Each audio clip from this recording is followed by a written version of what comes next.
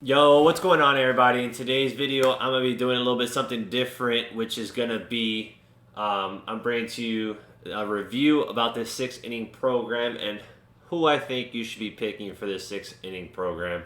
We'll talk about everything in the program and how to get it done and whatnot. So obviously you got the collections. You can collect these 5th inning bosses, which I'll go ahead and do since I have all of them. That's a little, how much? 50,000 XP, I believe. Yep, 50,000. You can do this conquest map for another 25,000. You got your missions that you can do 10 wins to get 7,500 extra innings. Win 5 games in extra innings. That's pretty easy. Milestone missions, just 9 innings with milestone cards in online play. Extra innings, just throw 20 innings with milestone cards and extra innings. That's not hard at all for another 5,000 right there. MVP moves. Score 12 runs with award series players on online modes, and then do the same thing. Score 24 runs, so double the amount in extra innings. That's not hard either with the award series players. So those are pretty feasible missions where you can get a good amount of XP.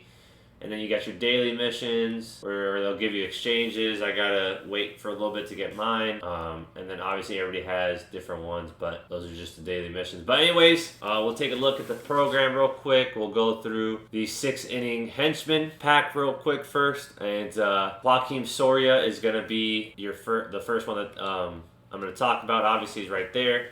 So he's a reliever.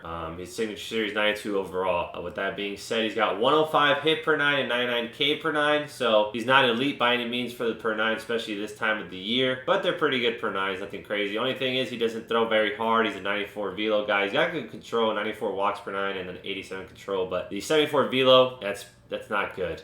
99 break, that is good. He does a 4-seam slider, curveball, splitter, changeup.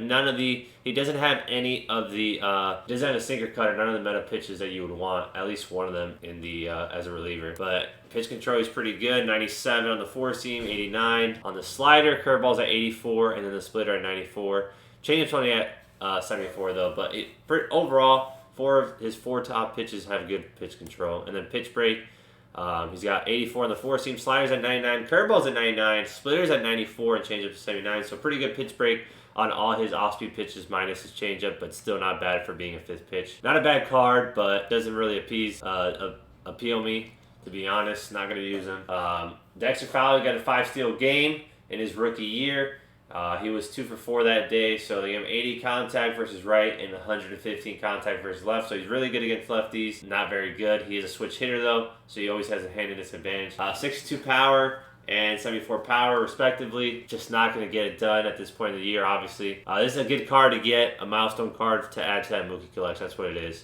69 fielding, so he's not even a good fielder. He starts off at bronze and then goes to silver at P1. And he does have 94 speed. I mean, that's what you would imagine. At P5, he gets up to 99 speed. So obviously he's a burner, but again, this is just these 2 cards right here, just signature series and the milestone, good to add to that Mookie collection. And then Prime Gio Gonzalez, 4-seamer, sinker, curveball, 12-6 slider, 12-6 changeup, doesn't even have a slider. 92 hit per 9, 93 K per 9, just way too low, point of the year, and he doesn't even have great pitches either. So this is the worst card in my opinion out of these henchmen. I'm not even going to take a look at him because I wouldn't even think about using him unless I played an event, I guess. That'd be the only time, and even then I would try to find something else. Again, another good card to just add. All your 3 cards, these are good to add to the Mookie collection. That's what they're good for. Then we go over to the 6-inning classics. We got Finest, Lorenzo Cain, 93 overall. And this was from MLB 18, this show. And he had 94 contact versus right, 125 versus left. Really good contact versus left, obviously maxed out. Decent versus right, nothing crazy. 50 power versus right, 84 power versus left. So against lefties, he's pretty good. Not the best, but he's okay. 95 fielding, he is a great fielder, and then 84 speed. Obviously, we get to 99 fielding with P4, and you can get up to 89 speed with P5. I mean, you're not really going to be using this card. Not a good card at this point of the year. Honestly, I don't even know. And this doesn't even go towards the collection, so pick who at this point. It's just out of these 3 cards. We'll talk about the rest, but I'd rather just pick the postseason card to add to the collection. But this postseason Patrick Corbin from, I think, MLB 19, and this is actually a reliever card, so that's kind of neat. Lefty reliever who has 47 stamina. Only thing is he doesn't have high hit per 9, only 92 hit per 9. He does have good control. and walks per 9, so he should have elite control on his pitches, which should be good on his pinpoint. But he doesn't throw very hard. He's got a slider's primary, 2-seamer, 4-seam, and then that slow curveball. Yeah, pitch control is elite, 98, 93, 88, 91.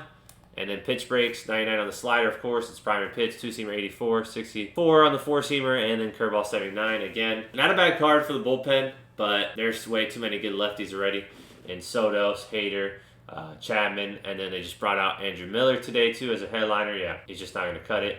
And then again, another finest card from MLB 18. This is Aaron Nola. He's got 4-seam curveball, changeup, sinker. Just doesn't have the pitches. I mean, he does have a sinker, but per 9s are pretty low, so nothing great. Maybe there's another collection that we may not know about that may be coming soon. I don't know, but definitely these finest cards are something that need to start being collected just in case, because there's only one. These are the second 2 and 3 right now, because obviously the first one was that Dan Vogelbach, or sorry, from MLB 19. That was MLB 19. Start collecting these. You never know if they have another collection in store. And then lastly, now we're going to talk about the actual what everybody wants to know, which is the 6th inning bosses. So we'll take a look at them real quick.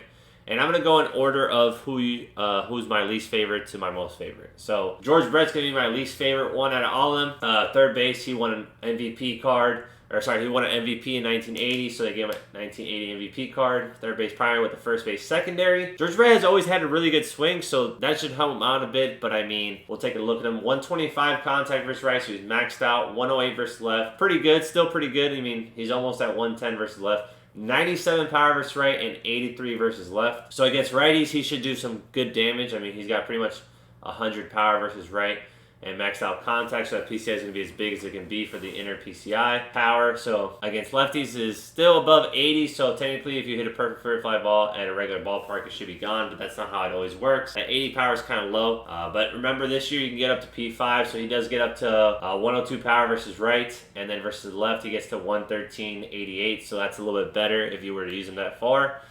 He's got 84 fielding off rip, so even at P5 doesn't get to diamond defense at third. 80 arm, so it gets up to 85. 76 reaction, so a little bit on the lower end for the reaction of a third baseman. That gets up to 81 though. And then 69 speed gets him to 74. So he's not the fastest, but he's not terribly slow. Definitely can score from first to home on a ball in the gap. Again, he's my least favorite. I just don't think he's going to play at this point in the year. There's way too many good other options that you can play at third, such as Chipper. We're already 4 months in, so a lot of people do have those collections done. You also have Vlad Jr. you could play over at third. There's just way better options at this point. Trey Turner you could play at third. Nick Castellanos. Way better options than George Brett at third at this point in the year. And then first base, same thing. He's secondary. You got Vlad Jr., Poppy, Eddie Murray. This 500 milestone Miggy. You can play first and third as well. Just way too many options. My second favorite is going to be Pedro Martinez. I'm a little disappointed in this card, honestly. It's a signature series. He's got 115 stamina, so that's great. But he's only got 102 hit per 9. I mean, we got cards nowadays with the milestone that have the no-hitter. You got Outlier with the 123 hit per 9 at P5. You got Justin Verlander, the milestone card. He's got 125 hit per 9. You got Felix Hernandez, who's got a sinker and a cutter and a slurve at 120 hit per 9. Starting can get up to 125. You got that All-Star DeGrom at 119 hit per 9. That gets up to 124. And then obviously we could still use Edward Cabrera as our 5, who has the same amount of hit per 9. Or no, he starts out at 101, gets up to 106. That's what I have him at my P5. But he has Outlier on that sinker, and he's hell still. And there's Lance Lynn, who's got really high hit per 9 and the sinker cutter combo. Lefty Grove has got pretty much the same hit per 9 as Pedro and has that Outlier cutter combo. And then Pedro, what he's got, he just got a sinker as a meta pitch, but I don't think the sinker without the cutter is very good. Or if he had Outlier on his fastball, it would be good, but he doesn't have that either. So he doesn't really have. He has a sinker meta, but it doesn't play as well as if he had a cutter or a Outlier on his fastball. Or Outlier on the sinker. That also helps, obviously, Edward Cabrera. 115 K per 9. I mean, again, the most important factor, in my opinion, for a pitcher in general is the hit per 9. It makes the PCI smaller, the inner PCI, the one you hit with. He's got 94 walks per 9 and 93 control, so should have very good control on his pitches, being high on those control attributes. 92 velo. Again, he throws pretty hard, but not, to the extent where he can get outlier. And the 99 break, obviously, his pitches should have really good break. Four seamers at 98, a circle change at 78, slider at 88, sinker at 94, and then a curveball at 73. I mean, very good speed differentials for his off-speed pitches. Pitch control, elite, 99 on the four seamer, circle change 99 as well. Sliders 94, sinkers at 89, and even the fifth pitch is at 84. Those first three pitches, though, are 94 or better. Two of them being 99, so the par on those should be really good. Even on the sinker should be really good. Pitch break, he's got 95 on the four-seamer, 99 on the circle change, 95 on the slider, 85 on the sinker. I wish it was a little bit higher. Curveballs at 90. So every pitch has pretty good break. That sinker, I mean, it's going to play with 85 break, but obviously the higher the better. A little disappointed in this Pedro, honestly. I thought based on the fact that his 42 had a sinker, 42 series had a sinker, and the Expos one, I don't know if it was a postseason, the 94 overall one, had a cutter. I thought he was going to get the sinker-cutter combo on his 99 overall, but that's not what happened, so that's unfortunate. And then lastly, the card that I think is the best is going to be this Matt Kemp. Matt Kemp 30-30 club. He went absolutely bonkers that year. He hit, he hit like 320 something. He had 39 bombs, 40 stolen bases, 1 home run away, shy of 40-40 club. He should have won MVP, but Ryan Braun, stole it from him. But it is what it is. He should have had an MVP that year, Matt Kemp. So obviously he's primary center field. His first 99 overall that Matt Kemp gets. This is awesome. He's really good. Left field and right field secondary, so can play all outfield positions. And he's got 109 contact versus right, 102 power versus right at P5. That gets it to 114, 107 elite. And then he's got 119 contact versus left with 125 power. So at P5, he's pretty much maxed out. Gets up to 124, 125. That's really, really, really, really, really, I mean, I don't really have to say it. That's really good, obviously. Fielding, 86 fielding with P4, gets up to 90, so he gets a diamond defense at P4. Obviously gets up to 91. His arm isn't the best, but at least at P5 you can get up to 87 arm strength. And then reaction's kind of on the lower end, but it gets up to 81 at P5, so that's not terrible. And then he also has 87 speed, so that should make up for the reaction. And at P5 gets up to 92 speed and 97 stealing. So obviously he's going to have speed and stealing. I mean, he's a 30-30 club with 40 stolen bases. Like, should have that stealing. But anyways, this card right here is elite. Definitely the best center fielder in the game right now, because if you look on the market at center field, the highest overall was Austin Martin, the future star. So this is definitely the best center fielder right now in the game. And Matt Kemp has always had a really, really nice swing. So he should even play above his attributes, which is crazy to say because the attributes are really crazy. I'm definitely going to be picking this card. This is the choice that I think you should be making. Matt Kemp. You can make the argument for Pedro, but not really, not in my opinion. Without a sinker cutter combo or an outlier on either the four seam or sinker, I think Matt Kemp is the clear cut. This is who you should be picking. Okay. Matt Kemp is going to be really good. I'm telling you, he has a really nice swing, and he's not going to have a shift because he has 87 speed.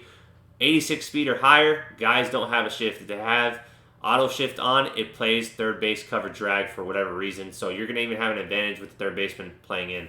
Matt Kemp is the guy to go to. He should be very good, has an amazing swing, and I'm telling you, it's going to play above his attributes, which we already know his attributes are crazy. But anyways, that is the overall review and who you should be picking for the 6-inning program. Hope you guys enjoyed this video. Make sure you hit that subscribe button if you haven't already. Turn your notification on, leave a like on the video, and if you have any questions, comments, concerns, leave them in the comment section below, and I'll try to answer them as quickly as possible. Also, make sure you give me a follow on Twitch, Twitter, and TikTok. All 3 links will be in the description below, so give me a follow on 3 platforms. I highly appreciate if you would, alright? I appreciate you guys watching. I'll catch you in the next video. Love y'all.